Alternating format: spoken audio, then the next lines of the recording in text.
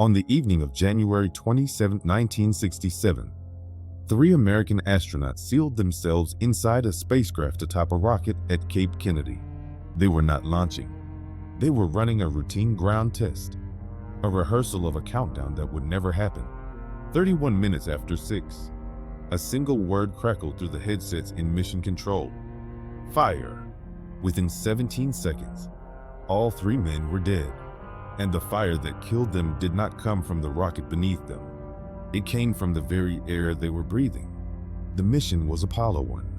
Its crew, Gus Grissom, Edward White, and Roger Chaffee, were to be the first astronauts to fly the Apollo Command Module, the spacecraft designed to carry men to the moon.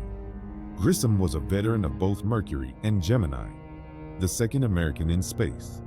White had performed America's first spacewalk. Chaffee, at 31, was the rookie, brilliant, meticulous, on his first flight assignment. The stakes could not have been higher. The Soviet Union was racing ahead.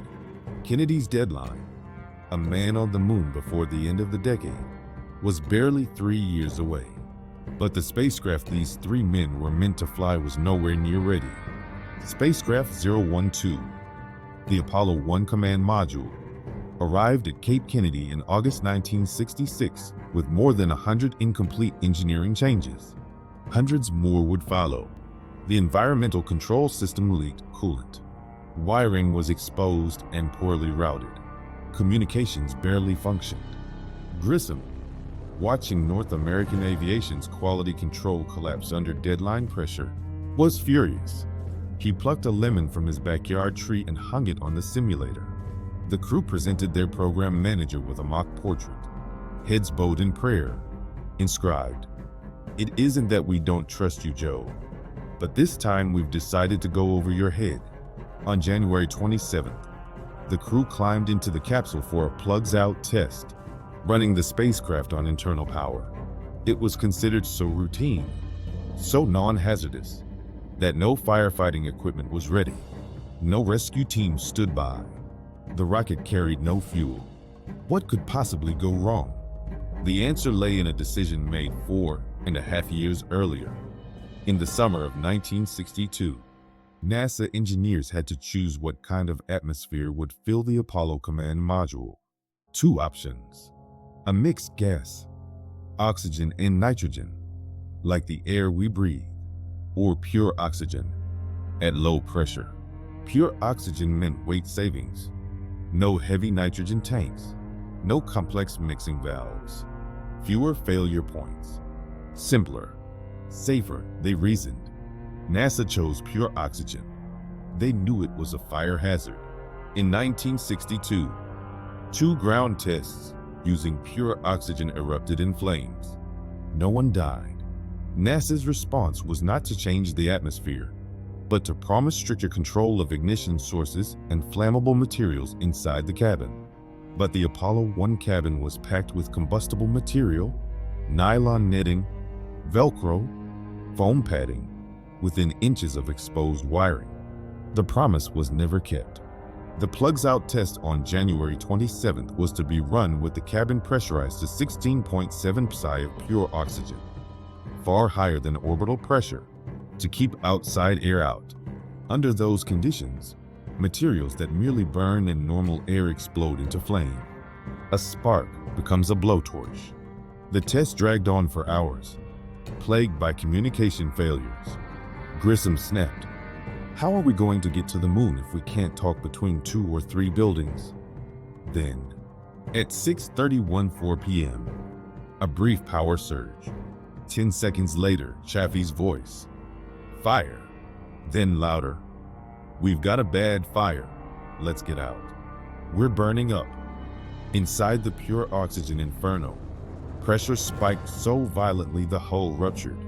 The inward opening, 3-layer hatch, designed to open in 90 seconds, became impossible to move. By the time pad crews forced it open, 5 minutes had passed.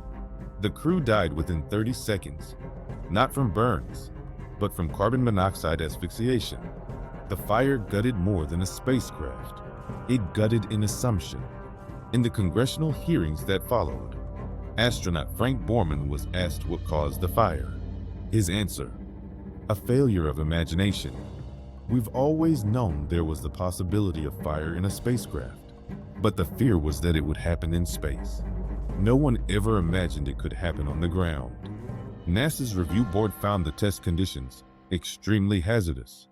A lethal combination of pure oxygen at high pressure, combustible materials, inadequate emergency procedures, and a hatch that was a death trap. The Apollo program stopped cold for 21 months. Every spacecraft was stripped and rebuilt. The 3-layer hatch was replaced with a unified hatch that opened outward in 3 seconds. Flammable materials were eliminated, and the atmosphere was changed. From then on, Apollo capsules on the pad would be filled with a 60-40 mix of oxygen and nitrogen. Pure oxygen, at low pressure, would only be used in space, where it belonged. Grissom, White, and Chaffee never reached the moon. But every astronaut who did flew in a spacecraft redesigned because of their deaths. The Apollo 1 fire was not an accident of fate. It was the result of a specific, traceable decision, a choice to prioritize weight and simplicity over a known, documented fire risk. That decision survived year after year, not because anyone thought pure oxygen was safe on the ground, but because no one believed the worst-case scenario would actually unfold beneath them. The fire taught NASA and the world that catastrophic failures are rarely born of ignorance. They are born of assumptions everyone forgot to question.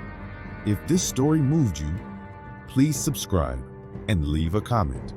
History remembers the triumphs. This channel remembers the moments that made them possible and the price that was paid.